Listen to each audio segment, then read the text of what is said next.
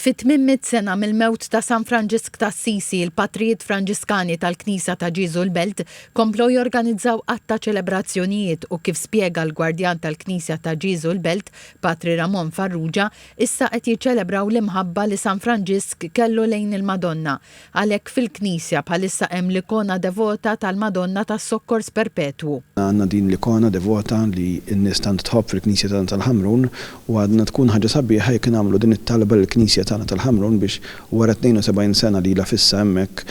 tinħareġ mill-Ħamrun u tinġib fil-Knisja tagħna u tkun taħt l-istess saqaf ma' ġbija oħra li tanti għall-qalb il-Maltin u għall-Kurċifiss.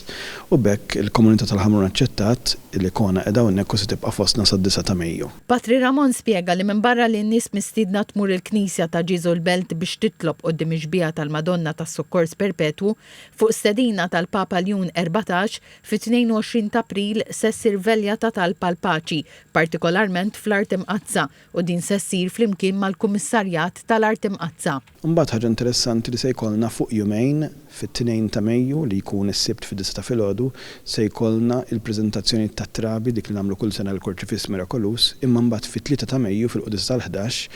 se nagħmlu l-affidament ta' tqala lill-Omna Marija u koll id-berik ta' trabi fil-ġuf għal dawk il-koppji li qed jistennew tarbija. Il-Gwardjan ta' Ġiesu ħeġġeġ biex dawk li jridu jippreżentaw lit-trabi jew dawk il-koppji li qed jistennew tarbija jagħmlu kuntatt miegħu. F'dawn il-ġimgħat li l-ikona se tibqa' fil-Knisja, il-komunitajiet insara barranin li jiċċelebraw qudiesa fil-Knisja ta' Ġiesu l-Belt ukoll se jagħmlu ċelebrazzjonijiet speċjali, partikolarment il-Filippini li għandhom devozzjoni kbira lejn il-Madonna tas-Sokkors Perpetwu.